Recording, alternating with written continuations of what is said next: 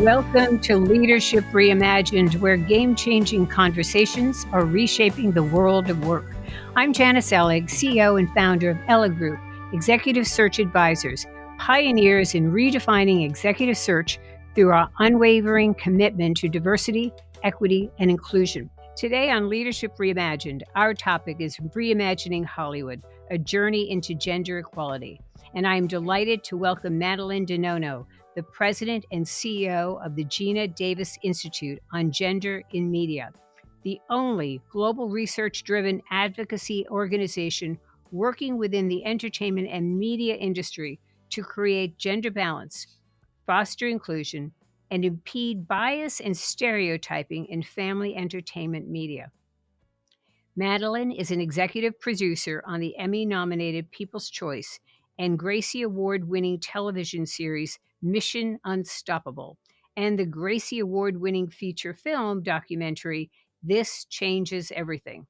Previously, she served in a number of executive positions. She is also a U.S. State Department speaker specialist and a public speaker and moderator at global conferences, corporations, government organizations such as the London Film Festival, Sundance Film Festival, the White House, and the United Nations. Madeline has been featured in global media outlets such as Forbes, Good Morning America, The Guardian, Huffington Post, The New York Times, The Washington Post, Vanity Fair, and Variety. Madeline, you have been very busy, and I know that you've got some new news and breaking news for us today. So, welcome to Leadership Reimagined. I can't wait to hear what's going on today in your life. Well, thank you so much, Janice. And we are such big fans of yours and what you've been doing, everything that you've been doing to advocate for women's leadership. So we're having a fangirl moment here. But Yeah. yes, two things happened this morning. My goodness.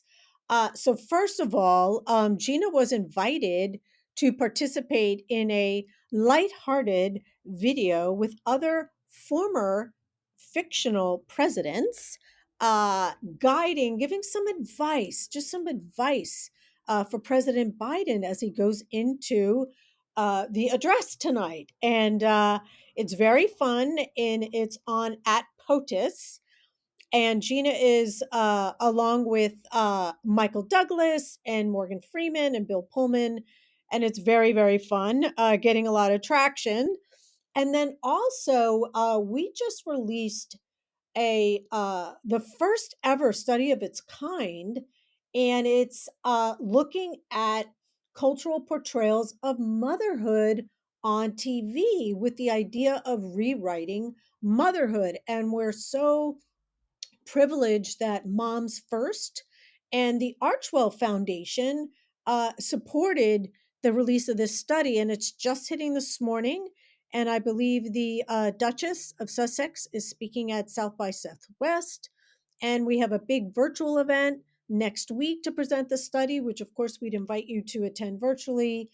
So it's about how does TV represent moms and what should we see? So it's a big news day for the Geena Davis Institute.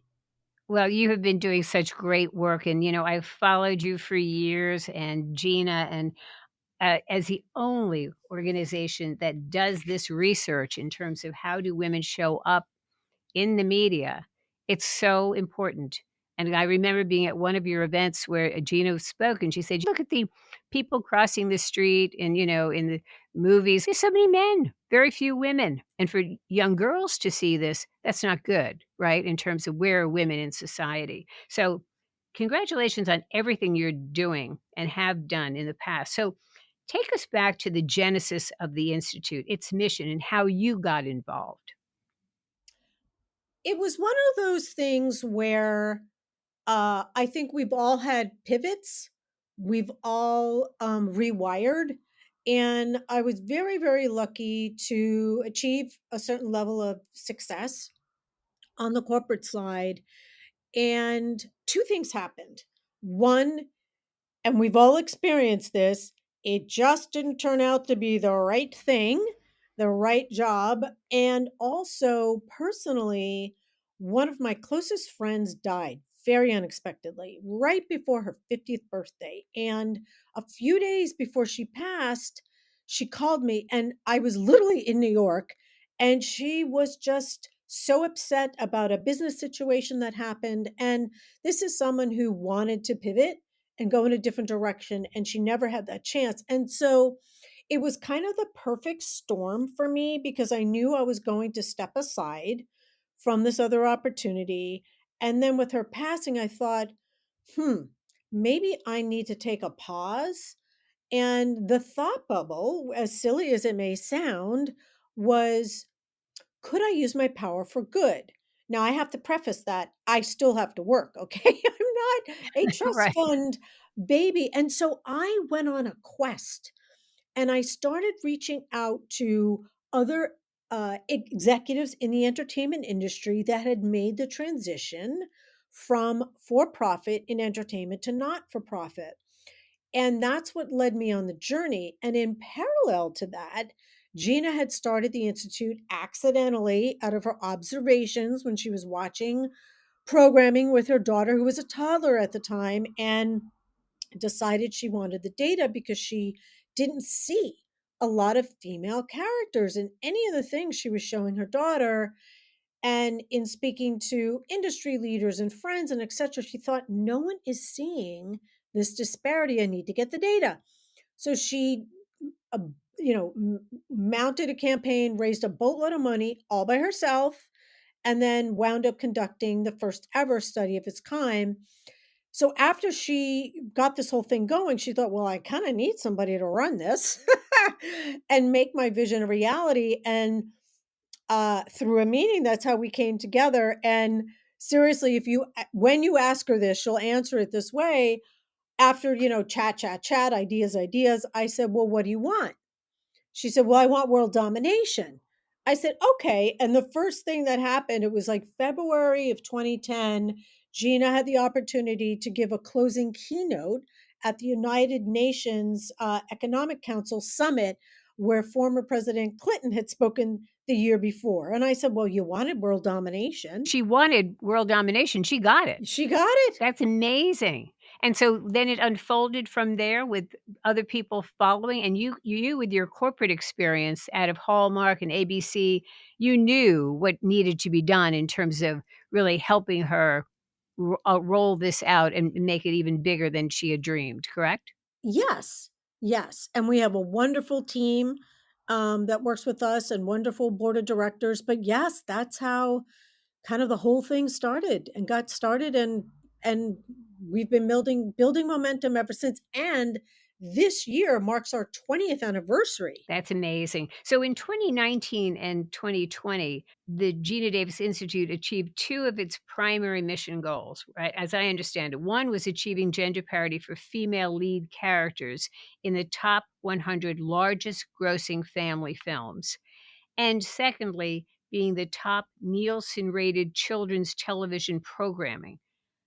Those are pretty audacious goals that were achieved. So there's a few things to unpack with that. I mean, our theory of change has always been provide data to allow people to make informed business decisions. And primarily, we knew that when it came to on-screen representation, that it was largely due to unconscious bias.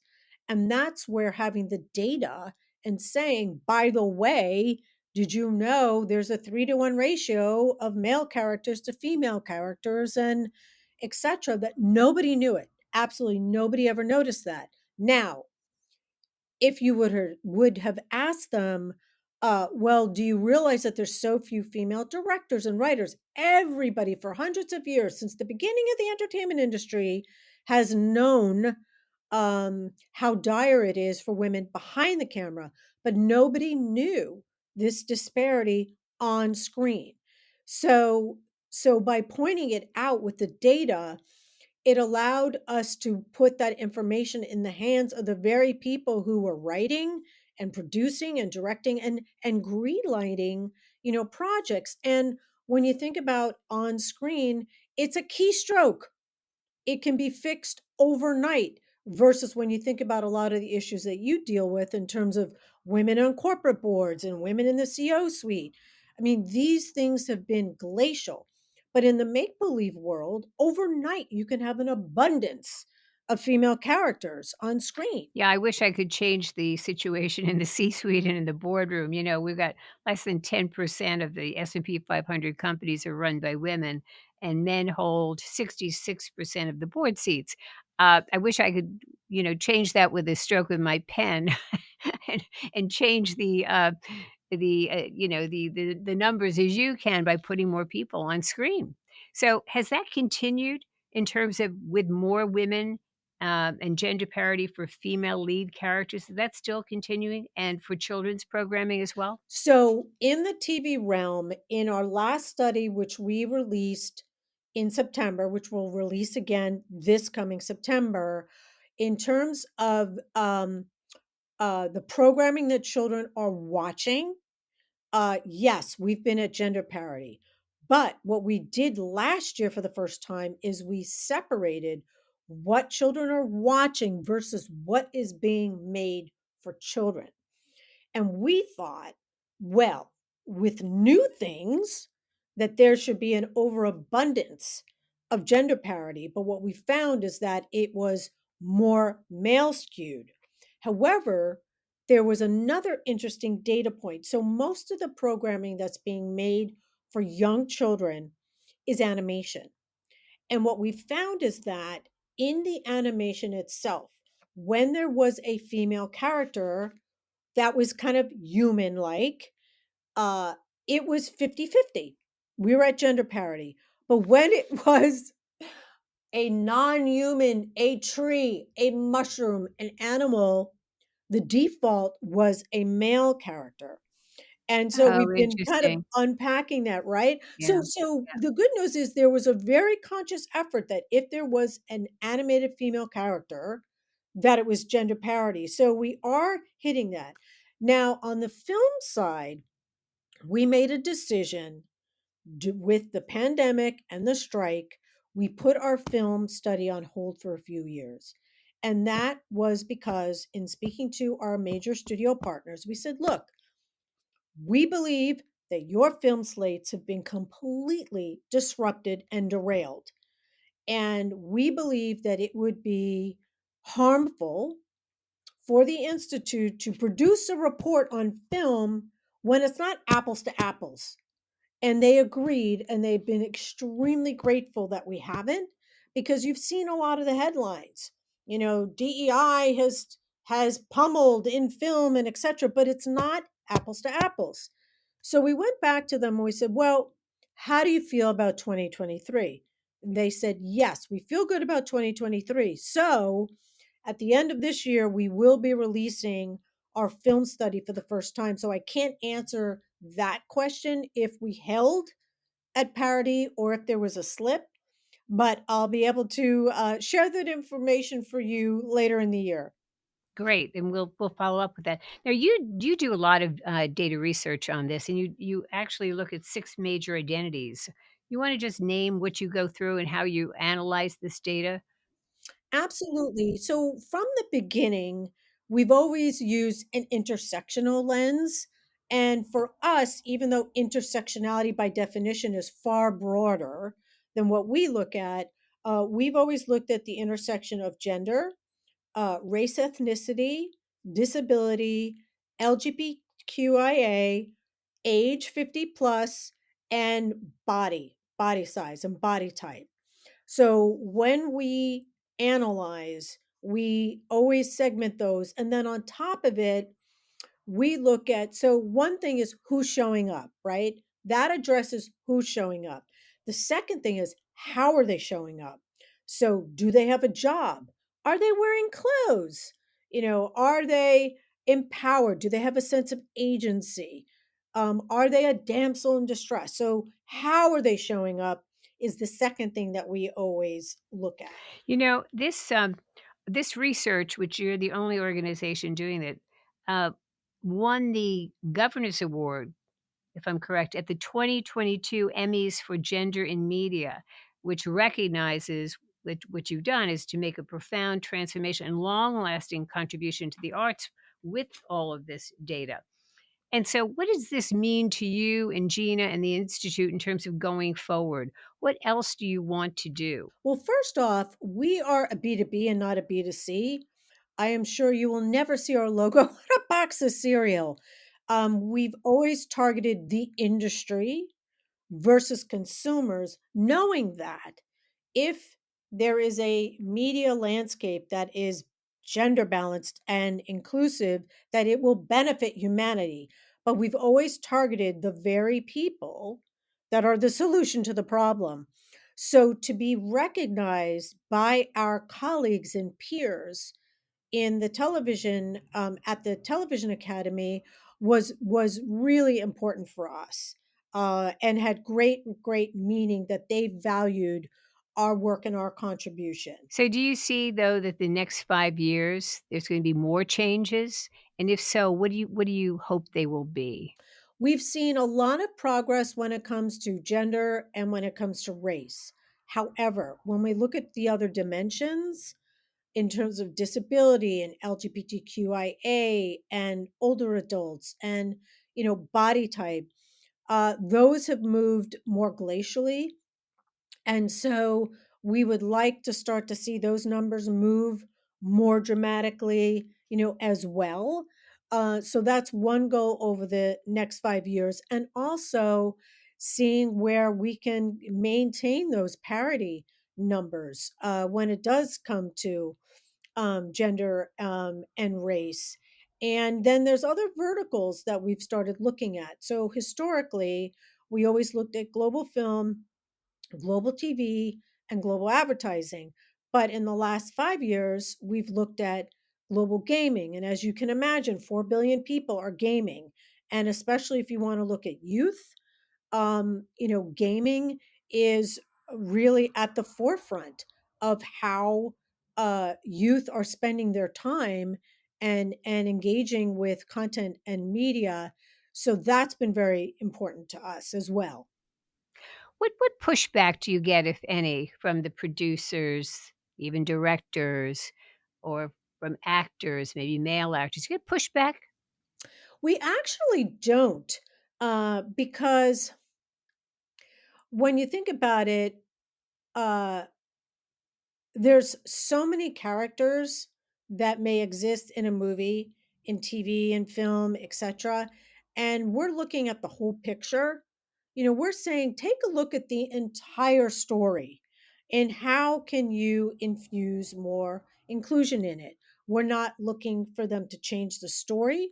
We're not telling them to kick their leads to the curb. We're not trying to force anything. It has to be organic in the story, but more often than not, there's a huge opportunity to infuse more representation of women and other marginalized communities without changing the authentic voice of the storyteller. So they see the business case as well, like corporations do. You really have, your viewers. You want to really reflect your viewers, and they're the also the purchasers of the tickets and the streaming. It's the same thing in corporate America. We say is employees, customers, communities, and investors, CEOs, and boards want to reflect all constituents. So you want to do the same thing. It's not pushing anybody aside, it's being more inclusive. And I wanted to also touch on the girls and STEM and racial equity and what the Institute is doing in that space. Very interesting. So, as I said, we always looked at who's showing up, how are they showing up, does the female character have a job? And what happened was, when President Obama was in office, I believe it was 2008, where he made a statement that in America, we were going to fall behind in the technology revolution because our children were not pursuing STEM, which is science, technology, engineering, and math. There's also STEAM, science, technology, engineering, arts and math, etc. And so we thought, oh, that's very interesting. We've always looked at the Bureau of Labor Statistics and the 10 major business categories. There's not a category for STEM. So we're just kind of interested in this. And when we did the study many years ago, it was a 15-to-1 ratio of male characters to female characters. And we're very, very blessed that Lyda Hill Philanthropies has been the primary funder of all of this work. Lyda Hill is a unbelievable philanthropist who believes that the world's problems can be solved with science, has been a huge supporter. And we just recently, in February, in honor of February 11th, International Women and Girls in STEM Day, released a new study. And we looked at the representation of women in STEM in film and TV from the past 5 years. And we also included a survey of girls and young women in middle school, high school, and undergraduate to understand their experience. And what we found on the content side, that men in STEM still outnumber women in STEM on screen. We found that 38% of the STEM characters were women. However, we did see a big increase in STEM characters of color, and we saw that 29% of the STEM characters were people of color. And also, we saw in newer films and TV shows that women were shown in more diverse STEM fields. So, where originally, when we did the study, most of the female characters in STEM were doctors, we now have seen a marked increase in female characters being shown as engineers, computer scientists. So we're really excited about that. And what was interesting when we were speaking to girls and doing the survey, 71% of the survey respondents agreed that it was really important to have a female STEM character on screen. And that was a 20% point increase from 2018. They said they enjoy watching movies or TV shows and they wish there were more of them. But what was also interesting is that girls and young women thought that most of the STEM characters on TV were men because the characters who play civil engineers, software developers, etc., are overwhelmingly played by male characters. Wow, that you what an impact you're making. I applaud both of you and everybody that works with you to really get this data out and make the changes. So, with all this wonderful work that you're doing, what is your hope for your legacy for women in the entertainment industry? One point is we want to empower our partners with data and tools so that they can be organizationally ready and embed this type of thinking and lens into the work, into the creative work, and be hopefully less dependent on us because we do a lot of private consulting. Number two, that we can hit parity numbers on these other dimensions, and that number three, we just are able to stabilize those numbers. And then number four, for the institute, we'll always continue to measure these various industries, but we would love to be able to find a way to use all of this information for educational purposes. So we have a lot of very big future goals as well as we look at the next 20 years. Yes, I don't doubt that you're going to have those great audacious goals, aspirations that are achievable, but they're going to be stretch. And so, what are your parting words to the audience and what we can do? How can we be helpful in this effort? Well, aside from donate, we would really appreciate people sharing the information, following us on social media at GeenaDavis.org.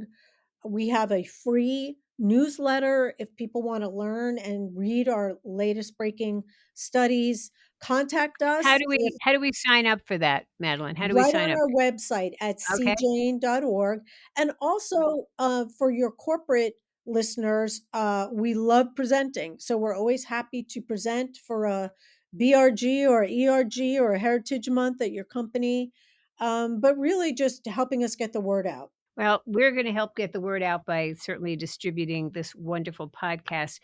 Madeline Di Nonno, I have to congratulate you and the Geena Davis Institute for all you're doing and for joining us today and sharing this incredible journey you've been on to really educate everybody about what really is being shown on TV and film and how we need to change that so it's balanced and really showing women and all underrepresented groups because that is our society.